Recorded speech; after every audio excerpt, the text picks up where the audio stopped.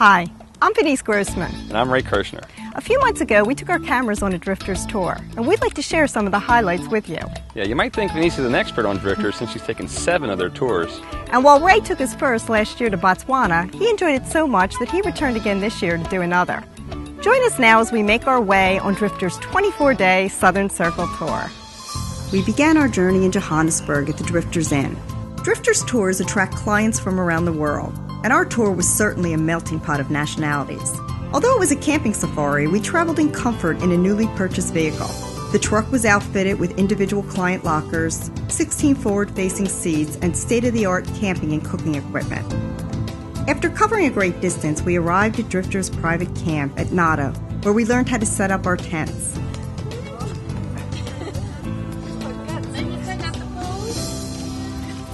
Later, we enjoyed a catered meal and met the resident bush baby. Without wasting any time, we broke camp.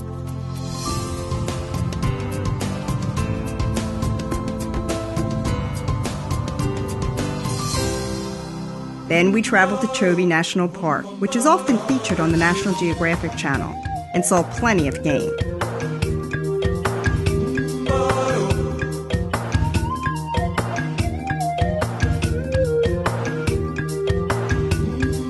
CHOBE is known for its huge elephant herds, and we saw many as we drove along the river.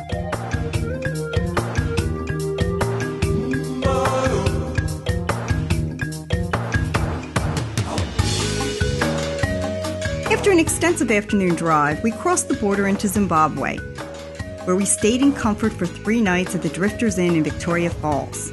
On the first night, we enjoyed a traditional braai and show performed by local dancers.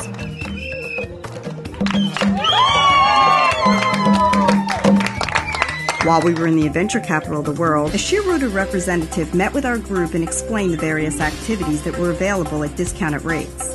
For those seeking an adrenaline rush, we could bungee 111 meters from the bridge, experience the gorge swing,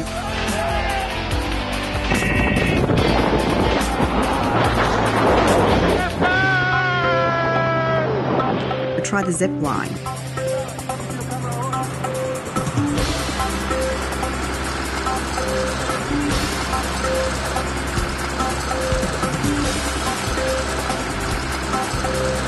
If we wished to get wet, we could climb down into the gorge and take a whitewater rafting trip on the mighty Zambezi, the most challenging commercial one in the world.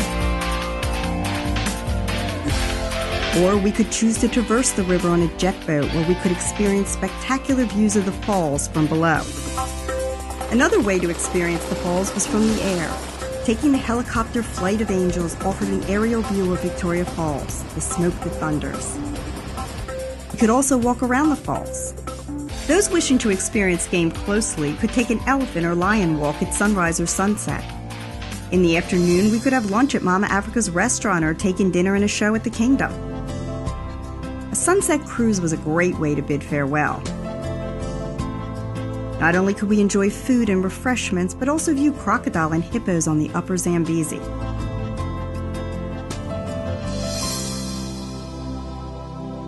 After driving through Zimbabwe and southern Zambia, we arrived at Kafue Camp and had time to relax by the pool before the Zambezi canoe trip. Over the 2-day journey, our guide led us on a 60-kilometer river adventure. Seeing big game up close from the water was really exciting. We also saw village life along the riverbanks. Part of the adventure was camping wild on Elephant Bones Island, where we fell asleep to the sound of hippos. After another night of camping along the river, we made the trip back to Kafue by motorboat, stopping along the way to view the wildlife. Once we returned, we had time to relax at the lodge and enjoy the view of the river. The next day, we traveled a great distance before arriving at Wild Camp, where we enjoyed cool drinks and camaraderie at the lodge. In a tour filled with highlights, some of the best were during the game drives at South Luangwa National Park. Soon after the first began, we enjoyed sundowners before experiencing our first night drive. Our spotter looked for nocturnal animals by shining a high-powered spotlight.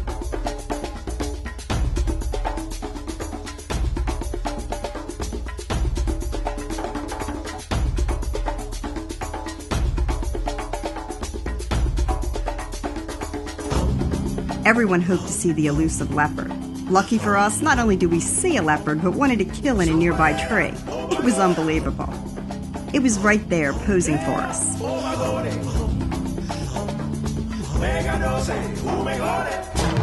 During our next morning's drive, we saw a huge variety of game.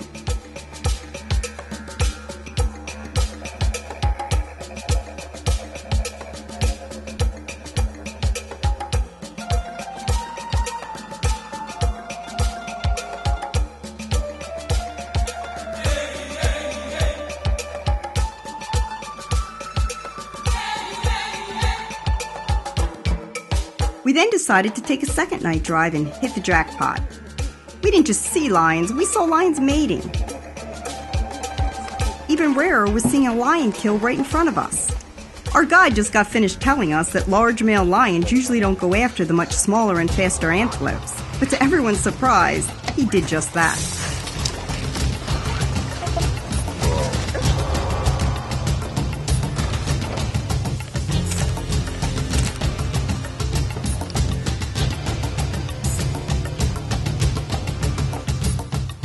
From what I read in books. So, anyway, experience is the best teacher. After crossing the border into Malawi, we stopped in the capital of LUANGWA before camping for the night on the beach at Lake Malawi. Here we had the opportunity to shop for curios at the local craft market. While some people went snorkeling, others just relaxed on the beach. The next day, we traveled south through tea plantations on our way to Malungi. Since we camped at a country club, we had the opportunity to get in a round of golf before heading out on our morning climb. Those who dared to hike to the top of the mountain were rewarded with spectacular views of the valley below. Those like me, who wished to enjoy the tranquility of nature without making a strenuous climb, could hike to the waterfall and take a dip. After leaving Malawi, we made our way to the coast of Mozambique. While at Smuggler's Cove, we enjoyed a comfortable stopover. Moving further south, we crossed the bay on a dhow and continued our journey to the Drifters BARRA Beach Camp. During our 3-day stay on the coast, we had the opportunity to scuba dive with whale sharks and manta rays, quad bike through local villages, horseback ride on the deserted beaches, swim, or just take in another African sunset. Our next stop was Maputo, the capital of Mozambique, where we stayed at yet another comfortable inn. We took a stroll on the beach and then enjoyed a seafood dinner at a local restaurant. Before breakfast, we took in a beautiful sunrise. During our city tour, we stopped at the train station, one of the last remaining remnants of the colonial days. Soon after we crossed the border back into South Africa, we entered world-renowned Kruger National Park through its southern gate. What a way to end an awesome trip. Here we got another chance to take multiple game drives and observe Kruger's abundant wildlife.